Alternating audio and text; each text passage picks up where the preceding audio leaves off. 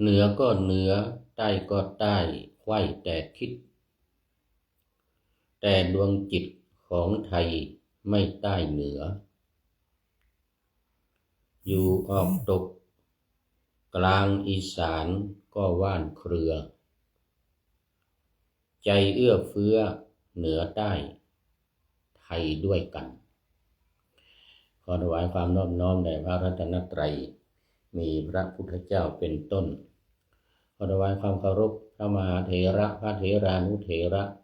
เจ้าคณะพระสังฆาธิการทั่วโลกมีพระเดชพระคุณพระธรรมเสนาบดีเจ้าคณะภาค7วัดพระธาตุวสุเทพเป็นต้นและขออำนวยพรแด่ท่านผู้ฟังท่านผู้ชมสาธุชนพุทธบริษัททั้งหลายวันนี้รายการธรรมทัศน์ของวัดพระธาตุดอยสุเทพออกอากาศทางสถานีวิทยุวปท2จังหวัดเชียงใหม่มีร้อยเอกจำนงปัญญาวัฒโนเป็นหัวหน้าสถานีและอาตมาภาพพระครูปริยัติยานุศาสตร์เป็นผู้บรรยายเป็นประจำทุกวันเวลา 7:30 นาทีถึง 8 นาฬิกาตอนนี้ขอต้อนรับพระเดชพระคุณหลวงพ่อสุทธิสงึมรำจากจังหวัดบุรีรัมย์พร้อมด้วยหัวใจแดงๆใสๆขอบคุณมากครับหลวงพ่อขอบคุณมากเนี่ยหลวงพ่อเป็นกำลังใจให้เป็นประจำทุกวันเป็น FC ตัวจริงแล้ว เดี๋ยวก็มาแล้ว Good morning ตอนนี้ขอต้อนรับคุณโยมเปรมใจบัวใสจากอำเภอสันป่าตองใกล้ๆเรานี่เองเนี่ยอยู่ใกล้ๆแม่วางไงนะสันป่าตองก่อนสันป่าตองก็เข้ามาแม่วางอยู่ข้างในสันป่าตองอยู่ข้างนอกเข้ามาในดอย แม่วางเข้ามาในดอยแต่ก็ยังมีนาอยู่บ้างนะมีนาอยู่บ้างแต่ส่วนใหญ่เป็นสวนเป็นป่าแล้วก็เป็นป่าที่จัดสรรเป็นล็อกสำหรับญาติโยม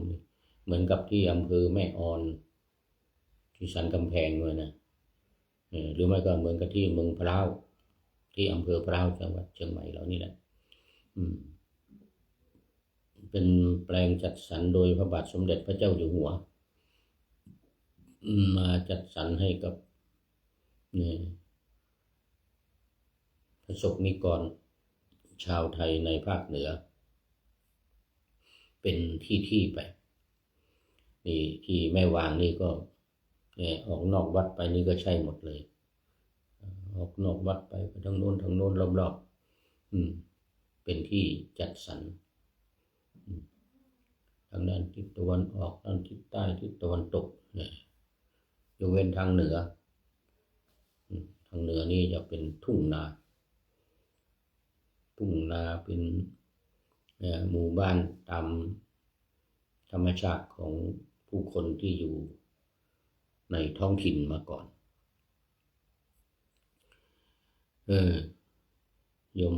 คุณโยมเปรมใจเมื่อวันก่อนก็มาดูที่วัดนี่ทีหนึ่งแล้วมาดูที่วัดดูการเป็นเจ้าภาพเป็นเจ้าภาพถวายภัตตาหารตอนนี้ขอต้อนรับอัมพวนานุรักษ์พระเดชมณีวันเดี๋ยวหลวงพ่อท่านพระครูรองเจ้าคณะอำเภอดอยสะเก็ดวัดสันต้นม่วงเหนือหรือใต้สันต้นม่วงใต้อำเภอดอยสะเก็ดอันนี้เป็นพระที่เคารพนับถือท่านพระครูอัมพวนานุรักษ์นี่นะวัดสันต้นม่วงใต้นะสันต้นม่วงใต้มันมีอยู่2สันต้นม่วงเหนือสันต้นม่วงใต้ ตอนนี้กลับมาแล้วแต่ยังไม่ได้ไปนมัสการยังไม่ได้ไปถวายความเคารพ มาถึงวันเดียวก็เลยมาอบรมบาลีก่อนเดี๋ยวสอบเสร็จแล้วจะไปเยี่ยมโน่นเดือนกุมภามีนาจะไปเยี่ยมวัดสันต้นม่วง เป็นท่านพระครูอัมพวนานุรักษ์ชื่อเดิมก็จำลืมไปแล้วเนี่ยรองเท้าตอนนี้ก็อยู่โน่นที่เยอรมัน เดี๋ยวคุณหลวงพ่อท่านพระครูซื้อรองเท้าถวายไป1 คู่โอ้กันน้ำกันฝนได้หมดกันฝนกันลมราคา6,500 บาทโอ้ใส่มาได้หลายปีแล้วใส่ไปอังกฤษใส่ไปไอร์แลนด์ใส่ไปเอสโตเนียไปเยอรมันแล้วลืมเอาไปลืมไว้ที่เยอรมันเดี๋ยวจะตามไปเอาอยู่ รองเท้าหลวงพ่อนะรองเท้าหลวงพ่อตอนนี้อยู่เยอรมันเนื่องจากว่าตอนนั้นใส่รองเท้าพอไปถึงก็รองเท้าหนักๆเอาไว้ก่อนแล้วก็ทีนี้ใส่รองเท้าเบาๆไปซื้อรองเท้าเบาๆอีกคู่หนึ่งทีนี้เวลามาจากเยอรมันนะกลับมาเอสโตเนียเลยลืมรองเท้าไว้นู่นเดี๋ยวท่านพระครูท่านพระครูว่าจะเอาส่งไปรษณีย์มาให้อยู่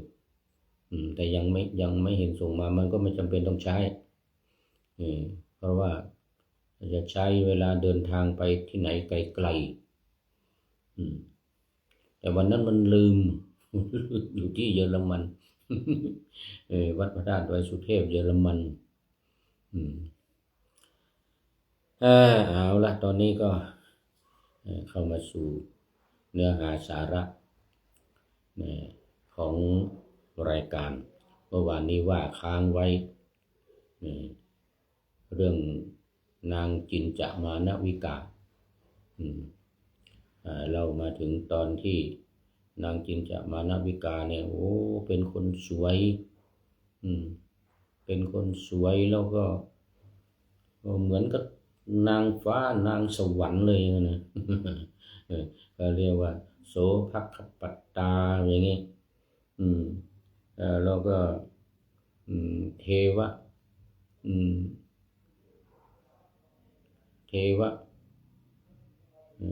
รัชยาหรืออะไรนะเทวรัชธาราอะไรอย่างงี้นะ โอ้สวยมากเหมือนกับนางฟ้าลงมาเดินดินเลยเป็นปริภาชิกาเป็นลูกศิษย์ของนักบวชเปลือยนักบวชไม่นุ่งผ้าเนี่ยทีนี้ก็เล่ามาถึงเล่าเริ่มต้นมาตั้งแต่สมัยพระพุทธเจ้าตรัสรู้ใหม่ๆพระปฐมมโพธิการพระพุทธเจ้าตรัสรู้ใหม่ๆมาก็มีคนเคารพนับถือมากลาภสักการะของพวกเดียรถีนี่ก็หมดไปเมื่อวานนี้ก็เล่ามาถึงตอนที่ว่าพอประกาศให้คนทั้งหลายมาเคารพนับถือนำลาภสักการะมาให้ก็ไม่มีก็เลยประชุมลับกันว่าจะทำยังไงให้ลาภสักการะของพระพุทธเจ้าเนี่ยหมดและตัวเองเนี่ยฝ่ายของตัวเองนี่จะได้ลาภสักการะคิดหาอุบายกันอยู่ว่าจะหาอุบายยังไงดีเนาะก็มีคนหนึ่งเป็นคนฉลาดหลักแหลมเหมือนกันนะเป็นคนฉลาดของเขาเขาเรียกว่าครมันตรีโอ้ เป็นผู้ที่ฉลาดหลักแหลมมากบอกว่าผมเห็นนโยบายแล้วว่าผมเห็นอุบายแล้วว่างั้นนะเราจะต้องอาศัยปริ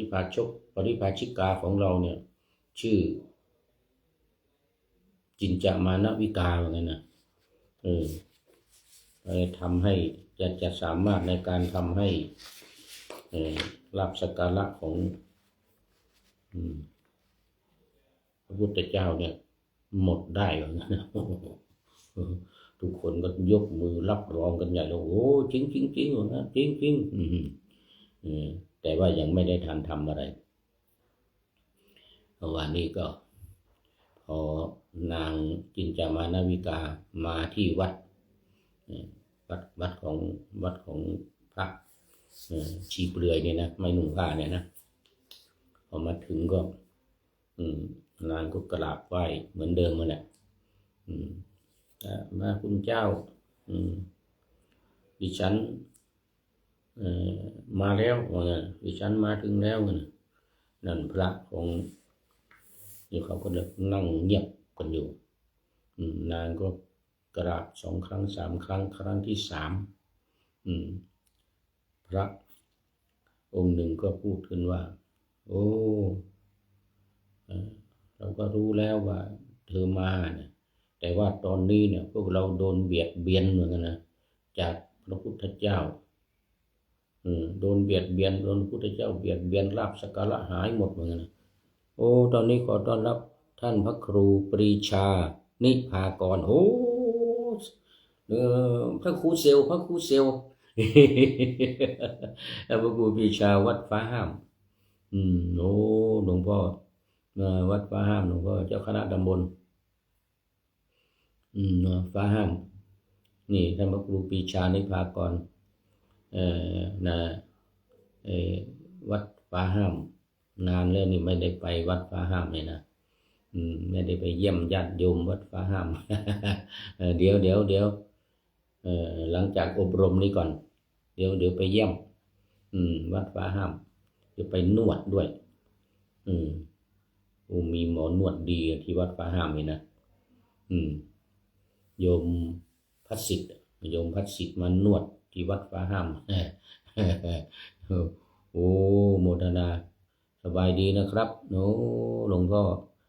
ท่านพระครูปรีชาอายุเท่ากันเป็นเซลกันเลยเรียกว่าพระครูเซลมีอยู่4 รูป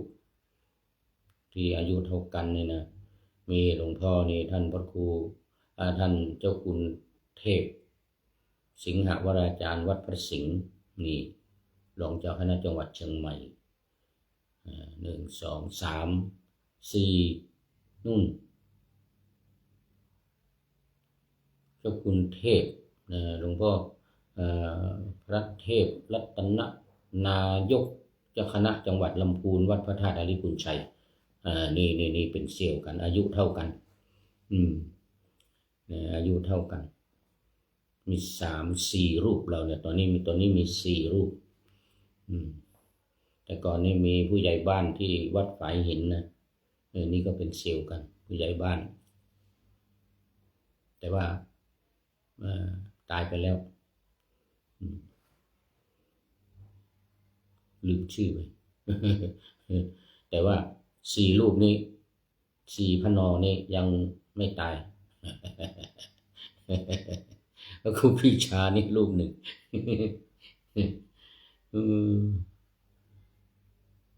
เดี๋ยวไปเยี่ยมโอ้ขอบคุณมากนานแล้วไม่ได้เจอกันเป็นคนจังหวัดอุทัยธานีนะเนี่ยเป็นลูกศิษย์เป็นลูกหลานหลวงพ่อฤาษีลิงดำมาจากจังหวัดอุทัยธานีแต่ว่าอยู่เชียงใหม่นานแล้วกับเมืองได้ละเป็นเจ้าอาวาสวัดฟ้าห้ามตอนนี้สาธุนี่เดี๋ยวจะไปนี่วัดสันต้นม่วงใต้นี่สันต้นม่วงใต้นี่วัดฟ้าห้ามนี่มาแล้วเดี๋ยวก็จะว่างนู่นเดือนกุมภากับเดือนมีนาปีหน้า ช่วงนี้อบรมบาลีจนถึงมกราสอบวันที่21 มกราคมหลังจากนั้นจะอยู่กรุงเทพสัก4-5 วันเดือนกุมภาจะขึ้นมาเชียงใหม่กุมภามกรากุมภามีนา2 เดือนแล้วเดือนเมษาก็จะไปอินเดียต้องไปทำวีซ่าที่ประเทศอินเดียแล้วเดือนพฤษภาก็จะเดินทางไปประเทศเอสโตเนียอีกนะประเทศเอสโตเนียเอามา เดี๋ยวจะหมดเวลาอีกแล้วนี่ก็พวกเรานี่ถูกพระพุทธเจ้าเบียดเบียนเหมือนกันพอจากสมัยก่อนเนี่ยพวกเราลาภสักการะมีดีมากกินอยู่กันสบายพอพระพุทธเจ้าตรัสรู้มาเป็นพระพุทธเจ้านี่ประชาชนชาวบ้านชาวเมืองก็บรรลุธรรมกันว่างั้นนะไปเป็นลูกศิษย์พระพุทธเจ้ากันหมดว่างั้นพวกเราเดือดร้อนมากเนี่ยอยากได้รับความช่วยเหลือจากเธอว่างั้นนะทีนี้ก็นางจินจามานาวิกาเนี่ยคนสวยนี่ก็บอกว่าแล้วถ้าอย่างนั้นหนูจะทำยังไงวะนั้นวิษณุนิติยานนท์นี่มีพระอีกรูปเมื่อนี้มาเมื่อวานว่าจะเข้าไปดูโปรไฟล์ยังไม่ได้ดูโมทนาครับผมท่านอาจารย์วิษณุนิติยานนท์สาธุสาธุวันนี้พระเข้ามาเยอะเลยนี่พระเข้ามาเยอะมันหนาวเนี่ยนี่หนาวสั่นนะยังไม่ได้เอาผ้ามาคลุมนี่ขอบคุณมากครับขอบคุณมากนะอันนี้ก็อยากจะให้ช่วยขนาดเลยนางก็เลยบอกว่าไม่เป็นไรถ้าอย่างนั้นเป็นหน้าที่ของหนูจะดำเนินการว่างั้นนะพระคุณเจ้าไม่ต้องวิตกกังวลว่างั้นนะพระคุณเจ้าอย่าวิตกกังวลกัน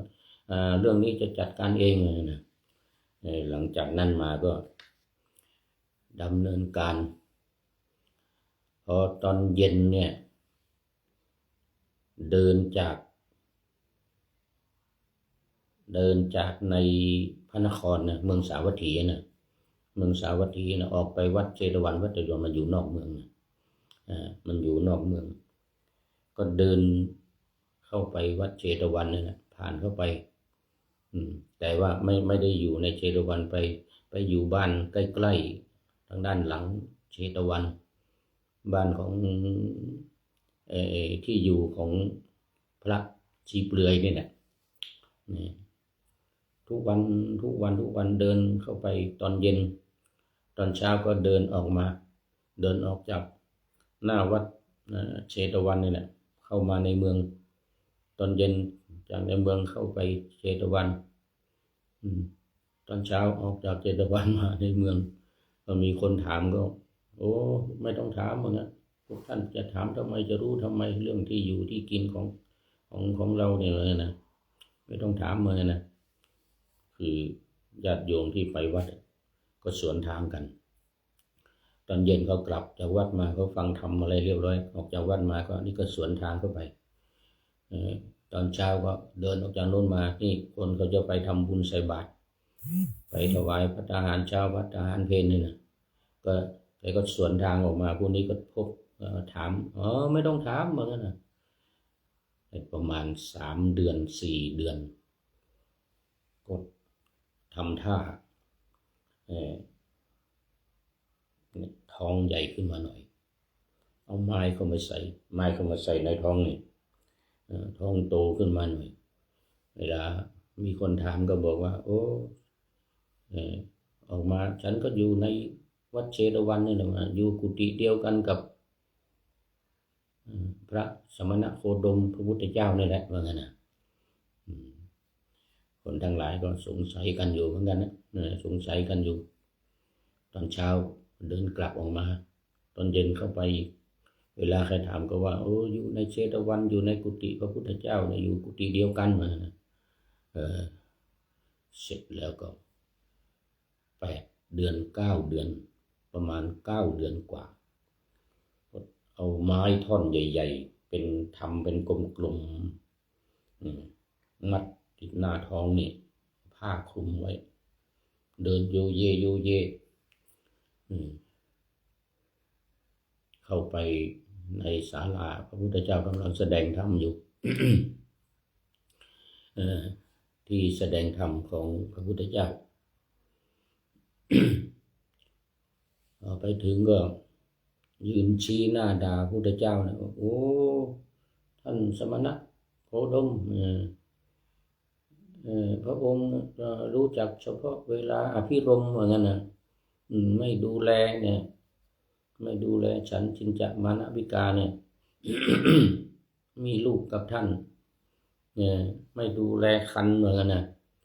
ไม่บอกอนาถบิณฑิกาเศรษฐีหรือไม่ก็นางวิสาขาให้ดูแลให้อาหารให้การ